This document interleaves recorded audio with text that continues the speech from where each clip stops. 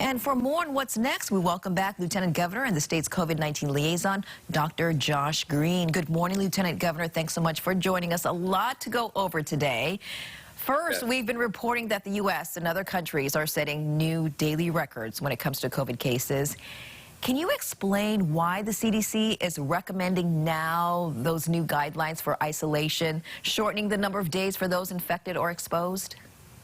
Yes, it's basically analytically, most people are not infectious after 5 days, but the reason they're really making that change is because people are desperate all across the world to make sure that you get people back into the workforce that are healthcare workers, because without the healthcare workforce taking care of patients, a lot of things crumble. So after 5 days, people are way less likely to be spreading the virus, but not impossible. That's why the recommendation is after 5 days, you test out and you wear a mask, and then you have a better chance of being, I guess, safe. But it's really desperation, because in many parts of the country, we don't have enough nurses and physicians to actually care for the increasing numbers of people in the rural hospitals.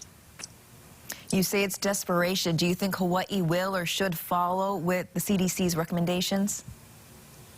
I won't be surprised if we do. I think we should still be as careful as we can not to put people on shifts or on duty until they've been at 10 days. But we had 200 emergency workers out yesterday. It was so desperate that two of us had to work behind the scenes to get 18 additional people their licenses, which were ready. They just were going through the administrative process, and we had 18 students that had graduated. We wanted to get those people into the workforce so they could start doing emergency transfers. I mean, that's how short we were. So this 5-day quarantine situation is basically safe. I mean, after 3 days of isolation without symptoms, people are very unlikely to spread the virus. But, last year it was at 14 days. So people need to be smart about this and stay quiet and lay low as much as possible after you've had COVID. So if we're that short-staffed, what's going to happen next week when officials expect this large increase?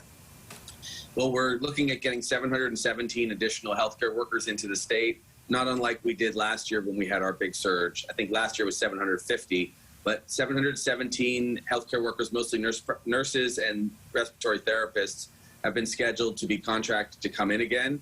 It's difficult because everyone in the country is looking to get those people in, but behind the scenes, we're working to make sure they have hotel rooms to stay in, and we put them on staff.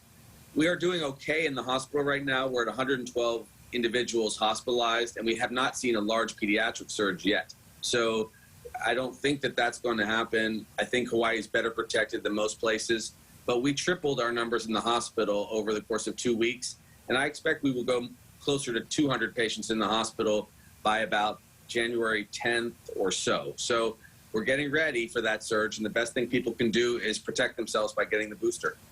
Well, it seems like the Big Island is getting ready for the surge. It just changed its gathering limit, decreasing the size. Right now, the only county that has done this so far. Do you think the other counties should do the same, or what should they look at to determine that or any other restriction? Well, the mayors are their own people. They have to make their decisions for themselves. I know that Mayor Blangiardi has a standard where if we touch 150 people in the hospital on Oahu, he intends to add some restrictions. Overall, I do think it is smart to decrease the gathering sizes indoors. Indoor gatherings are the most likely places people will transmit COVID, and it's not too big of a sacrifice to kind of lay low and have a quiet New Year's. If you look at the numbers on the Big Island right now, they really are taking a serious precautionary position because there's very few people in the hospital there. Right now, Kona had 0 in their hospital, Hilo had 3, and I believe there were 4 in the hospital in North Hawaii. So that's a tiny number, but they had a lot of trauma. And also their mayor caught COVID, Mayor Roth, who I'm very fond of and I send my best to. So sometimes your personal experience informs these decisions. All right, I want to talk more about Keiki in schools now, because with the rise in COVID cases involving children, should schools consider more distance learning when kids go back next week, or should the DOE at least review and maybe change its guidance plans? Well, I think that we should not criticize parents in any way, shape, or form if they choose to have their kids at home. Children are not getting particularly sick with Omicron or Delta historically.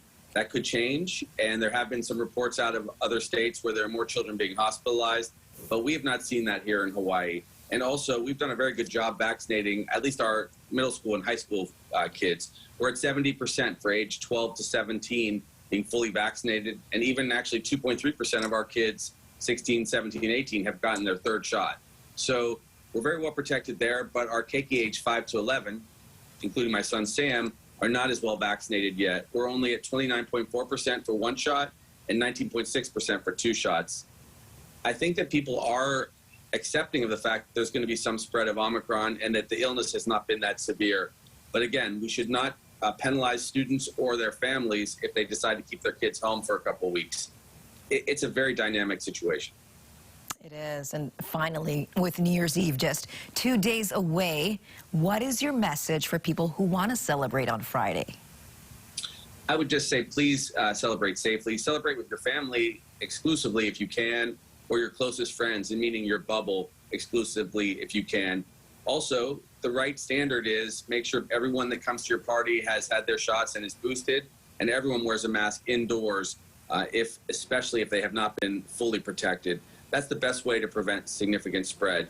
But if you have had both of your shots and your booster, you really don't have too much to worry about, because the only people that are getting severely sick and ending up in the intensive care unit appear to be people over 60 who are not fully protected with 3 shots. All right. Thank you so much, Dr. Green. As always, we appreciate your time and insight, and you'll be joining us in a few moments to answer some viewer questions. You bet. All right.